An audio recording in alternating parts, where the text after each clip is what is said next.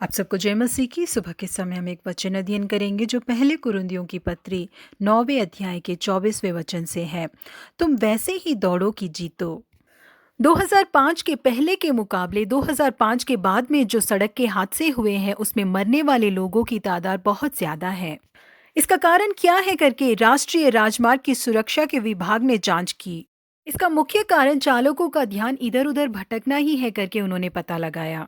हमेशा ही चालकों का कम ध्यान देकर गाड़ी चलाना ही हादसे का कारण रहा है, लेकिन 2005 में जो गाड़ियों में नई आधुनिक तकनीकें लगाई गई इसकी वजह से चालकों का ध्यान और अधिक भटक गया।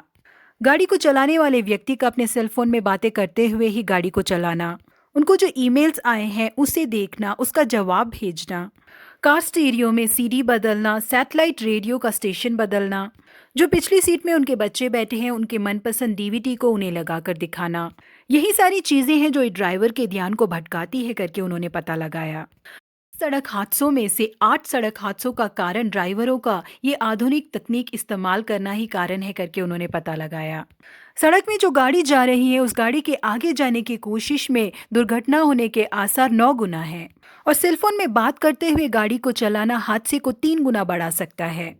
जी हाँ, प्रिय परमेश्वर के लोगों, एक ड्राइवर का ध्यान न देकर गाड़ी चलाना और दूसरी गाड़ी से मुझे आगे जाना है ये सोच एक हादसे में जाकर खत्म हो जाती है। इस तरह से हमारे आत्मिक दौड़ में भी हमारा ध्यान से ना दौड़ना और दूसरों से भी बेहतरीन हमें दिखना चाहिए करके हमारी सोच, दोनों चीजें हमारी आत्मिक दौड़ के लिए एक नुकसान लेके आ जाती है।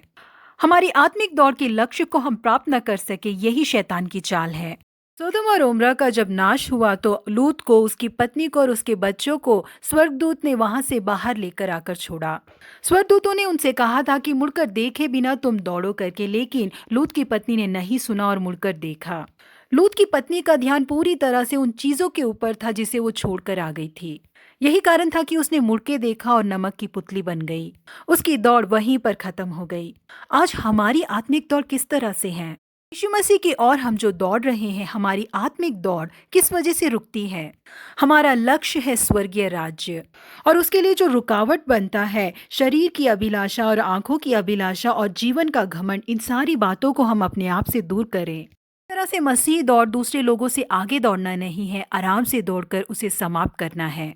इसलिए अपने ध्यान को भटकाए बिना अपने लक्ष्य को प्राप्त करने के लिए ध्यान से दौड़े। हमारे लक्ष्य को प्राप्त करने में परमेश्वर हम लोगों की मदद करे। प्रभु आप सबों को आशीषित करे। Have a blessed day.